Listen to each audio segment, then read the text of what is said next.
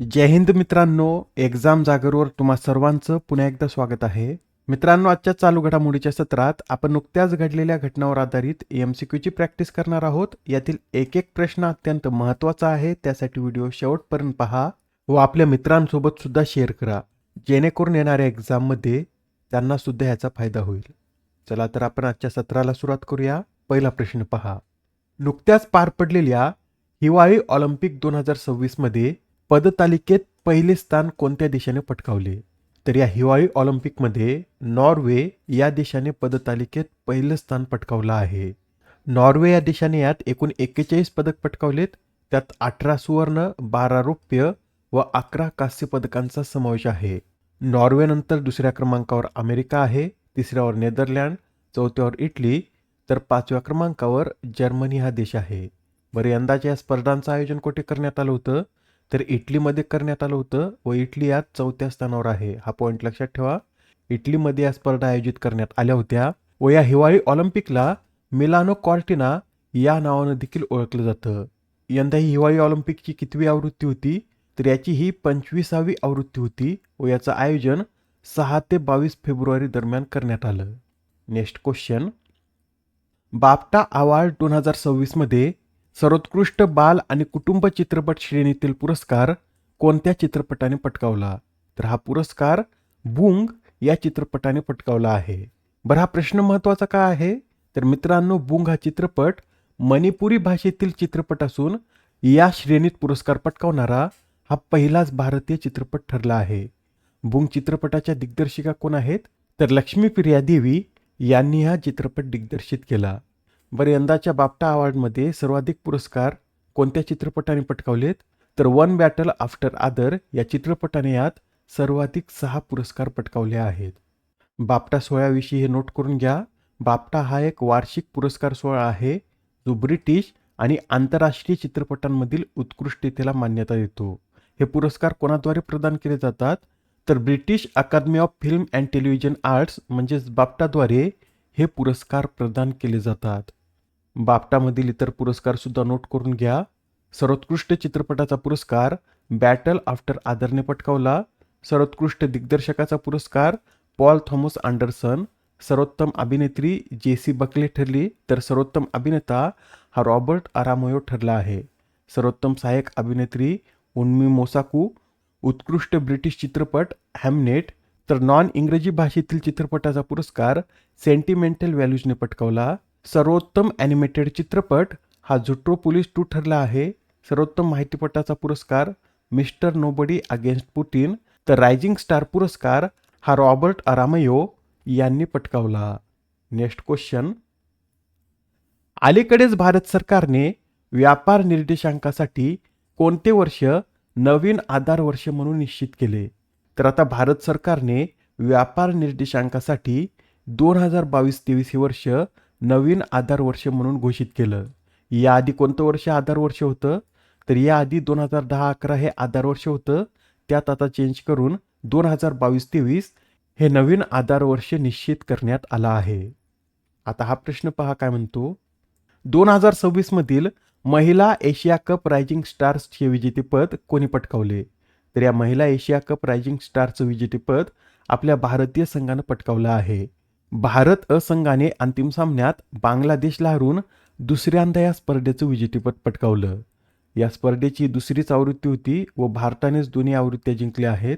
पहिली आवृत्ती 2023 मध्ये आयोजित करण्यात आली होती. त्यावेळेस सुद्धा भारताने बांगलादेशलाच हरून या क्रिकेट स्पर्धेचं विजेतेपद पटकावलं होतं व पुन्हा आता बांगलादेशलाच हरून 2026 मध्ये सुद्धा याचं विजेतेपद पटकावलं आहे. या स्पर्धेचं आयोजन कुठे करण्यात आलं होतं?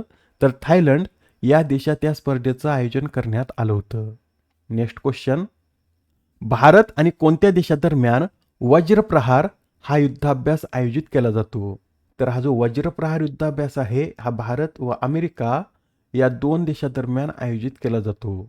यंदाची ही या युद्धाभ्यासाची 16वी आवृत्ती आहे व हा युद्धाभ्यास 23 फेब्रुवारीपासून हिमाचल प्रदेशातील बाकलो येथे सुरू झाला आहे व हा युद्धाभ्यास कधीपर्यंत चालेल? तर हा युद्ध सराव 15 मार्चपर्यंत चालेल. याआधी जे युद्धाभ्यास पार पडले ते एकदा आपण रिवाईज करून घेऊया. खंजेर युद्धाभ्यासाची 13वी आवृत्ती आसाममध्ये आयोजित करण्यात आली व हा युद्धाभ्यास भारत व किर्गिस्तान या 2 देशांदरम्यान आयोजित केला जातो. दोस्ती युद्धाभ्यासाची 17वी आवृत्ती मालदीवमधील माले येथे पार पडली. हा युद्धाभ्यास भारत, श्रीलंका व मालदीव या 3 देशांदरम्यान आयोजित केला जातो. डेझर्ट सायक्लॉनची दुसरी आवृत्ती डिसेंबर 2025 मध्ये आयोजित करण्यात आली. हा युद्धाभ्यास भारत व UAE या 2 देशांदरम्यान आयोजित केला जातो व त्याचं आयोजन अबुधाबीमध्ये करण्यात आलं होतं. अभ्यास एकता भारत मालदीव, हारिमौ शक्ती भारत मलेशिया, एक्युएरिन भारत मालदीव, सूर्यकिरण हा युद्धाभ्यास भारत व नेपाळ, अजय वॉरियर भारत ब्रिटन, गरुड युद्धाभ्यास भारत फ्रान्स, विनबेक्स भारत व्हिएतनाम, तर मित्रशक्ती हा युद्धाभ्यास भारत व श्रीलंका या 2 देशांदरम्यान आयोजित केला जातो. नेक्स्ट क्वेश्चन, भारतातील पहिली नमो भारत RRTS सेवा कोणत्या कॉरिडॉरवर सुरू करण्यात आली? या प्रश्नाचं उत्तर आहे पर्याय क्रमांक 1, म्हणजेच ही नमो भारत RRTS सेवा दिल्ली, गाझियाबाद, मेरठ या कॉरिडॉरवर सुरू करण्यात आली. पंतप्रधान नरेंद्र मोदी यांच्या हस्ते 22 फेब्रुवारी रोजी या सेवेचं उद्घाटन करण्यात आलं. हे RRTS म्हणजे काय, तर रिजनल रॅपिड ट्रान्झिट सिस्टीम असे याचं पूर्ण स्वरूप आहे व ही एक अर्ध हायस्पीड जलद प्रादेशिक रेल्वे सेवा आहे जी शहरादरम्यान वेगवान, सुरक्षित आणि वेळेची बचत करणारी प्रवास सुविधा देते.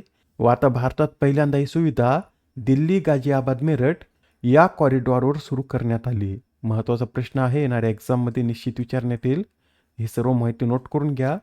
आणि आता हा प्रश्न पहा, दिव्यांगांना शासकीय योजनांचा लाभ पारदर्शकपणे आणि एका क्लिकवर मिळवून देण्यासाठी महाराष्ट्र सरकारने कोणते पोर्टल सुरू केले? तर आता दिव्यांगांना शासकीय योजनांचा लाभ पारदर्शकपणे आणि एका क्लिकवर मिळवून देण्यासाठी महाराष्ट्रात दिव्यांग सहाय्यक हे पोर्टल सुरू करण्यात आलं आहे. हे पोर्टल तुकाराम मुंढे यांच्या संकल्पनेतून तयार करण्यात आलं आहे व आता दिव्यांगजनांना सर्व शासकीय योजनांचा लाभ एका क्लिकवर उपलब्ध होणार आहे. या दिव्यांग सहाय्यक पोर्टलचं उद्घाटन कोणी केलं? तर महाराष्ट्राचे मुख्यमंत्री देवेंद्र फडणवीस यांच्या हस्ते या दिव्यांग सहाय्यक पोर्टलचं उद्घाटन करण्यात आलं. नेक्स्ट क्वेश्चन, मित्रांनो, आता नुकतेच पश्चिम बंगालचे ज्येष्ठ राजकारणी मुकुल रॉय यांचे वयाच्या 73व्या वर्षी निधन झाले. तर त्यांनी खालीलपैकी कोणते पद भूषवलं होतं हेच आपल्याला सांगायचं आहे. या प्रश्नाचं उत्तर आहे पर्याय क्रमांक 3, म्हणजेच त्यांनी केंद्रीय रेल्वे मंत्री म्हणून कार्य केलेलं आहे. कोणाच्या काळात ते केंद्रीय रेल्वे मंत्री होते? तर मनमोहन सिंग हे पंतप्रधान असताना ते केंद्रीय रेल्वे मंत्री होते. त्यांनी मार्च ते सप्टेंबर 2012 साली केंद्रीय रेल्वे मंत्री म्हणून कार्य केलेलं आहे. सुरुवातीच्या काळात ते तृणमूल काँग्रेस पक्षाच्या स्थापनेत सहभागी होते. 2017 पर्यंत ते या पक्षात होते, पण 2017 मध्ये त्यांनी हा पक्ष सोडला होता. मुकुल रॉय यांना पश्चिम बंगालचे चाणक्य म्हणून देखील ओळखलं जातं. आजच्या सत्रामधील शेवटचा प्रश्न पहा, दरवर्षी केंद्रीय उत्पादन शुल्क दिवस कधी साजरा केला जातो? तर हा केंद्रीय उत्पादन शुल्क दिवस दरवर्षी 24 फेब्रुवारी रोजी साजरा केला जातो. बरं, हा दिवस 24 फेब्रुवारी रोजीच का साजरा केला जातो? तर 24 फेब्रुवारी 1944 रोजी केंद्रीय उत्पादन शुल्क आणि मीठ कायदा लागू झाला होता. याच्या स्मरणार्थ दरवर्षीच 24 फेब्रुवारी रोजी हा दिवस आयोजित केला जातो. मित्रांनो, केंद्रीय उत्पादन शुल्क हा एक अप्रत्यक्ष कर आहे व हा कर कशावर लावला जातो? तर भारतात उत्पादित वस्तूंवर हा कर आकारला जातो. या आधीच्या सत्रात तुमच्यासाठीचा प्रश्न होता, भारतातील पहिली सरकार समर्थित national bio bank for lysosomal storage disorder कोणत्या राज्यात सुरू करण्यात आली? तर ही बायो बँक गुजरात या राज्यात सुरू करण्यात आली आहे.